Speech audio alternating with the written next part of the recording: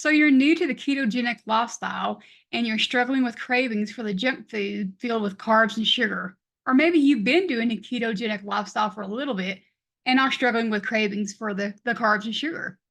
And maybe you're even thinking of giving up.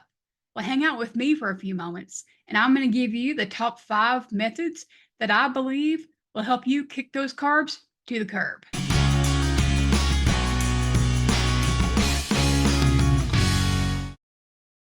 Hey, my name is Susan and welcome to my channel. If you are new here, I have been living a ketogenic lifestyle for a year and a half. If you want to learn more about my health journey, you can watch some of my other videos, which I will link at the end of this video for you. Now, before I can go on to give you the steps that I believe will help you kick these cravings to the curb, I think it's good that you understand why you're having cravings to begin with. And there are 2 reasons for it. The first one could be that because you're new to this and you're just now taking the carbs out of your meals and your body's used to using carbs for energy. So when you take them out, your body's looking for that and it's trying to tell you, hey, you're missing something. So it's making you have those cravings for it.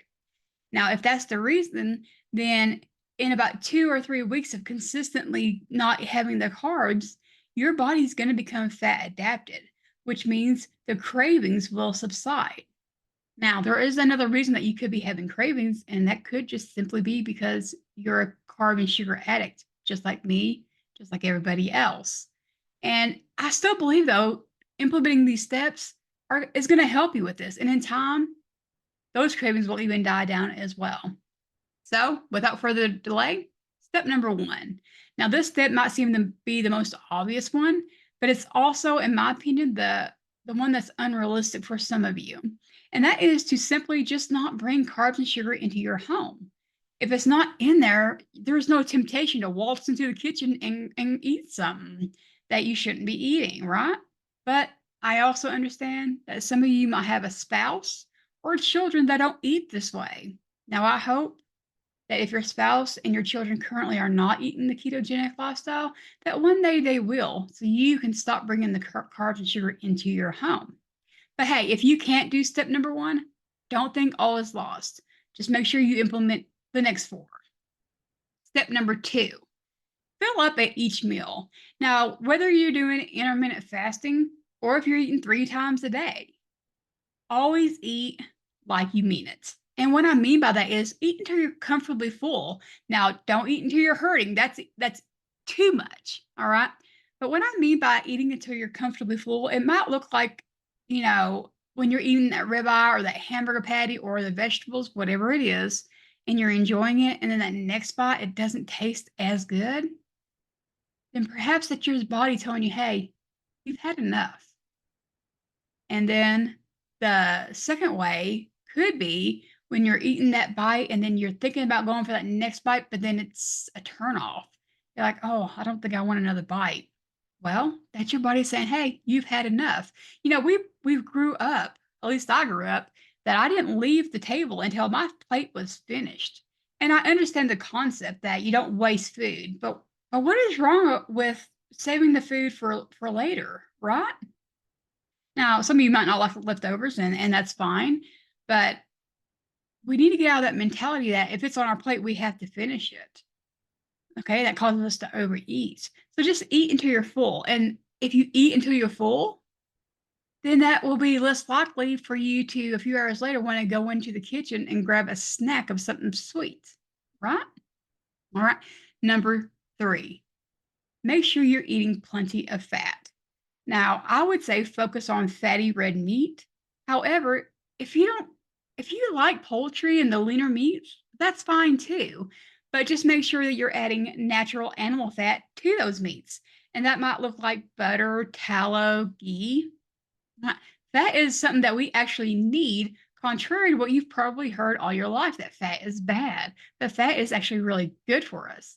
And when you're eating plenty of fat, it helps stabilize your insulin and your glucose, which causes satiety. All right. So you're not hungry and you're not wanting to look for that snack.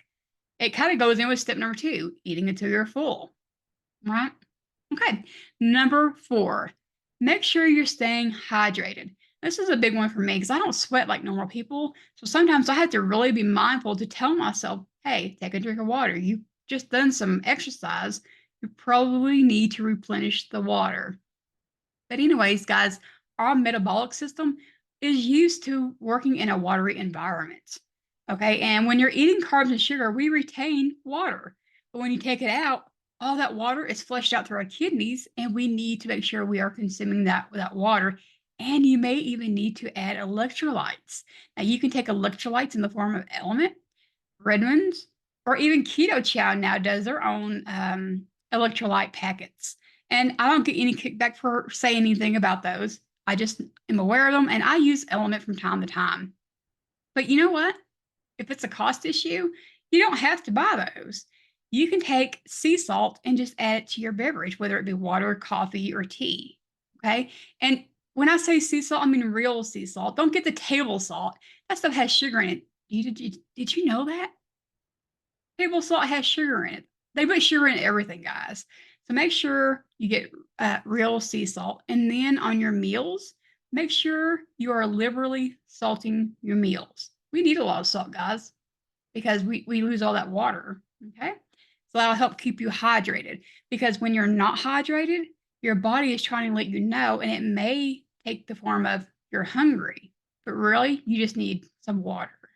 Okay. And number five. Now, number five is more for your mental sake.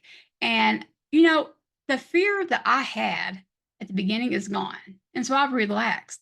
But I also know that in relaxing, that could be a cause for temptation to enter in. Now, as some of you know, I've never really struggled with the cravings because of that fear. However, I'm a carb and sugar addict just like you. And I know if I don't keep my guard up, then I might be tempted one day to eat something that I shouldn't. And I want to keep my mental thoughts about the carb and sugar where it needs to stay.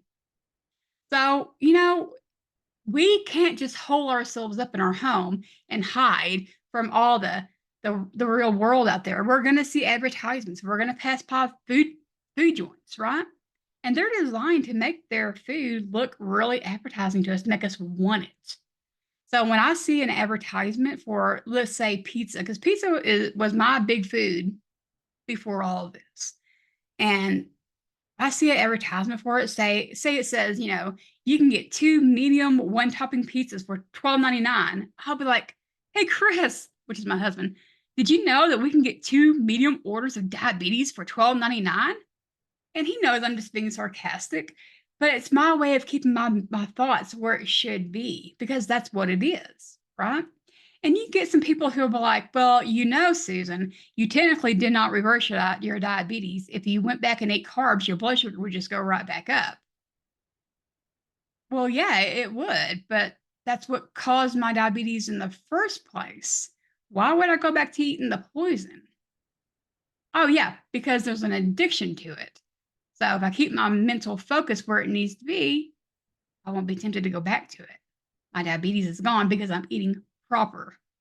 And so will you. So those are my top 5 methods that I believe will help you curb your cravings and help you be consistent, because that's what we need, is consistent. We can reverse all these unnecessary diseases, guys. We just got to get through the withdrawals, so to speak, for the carbs and sugar.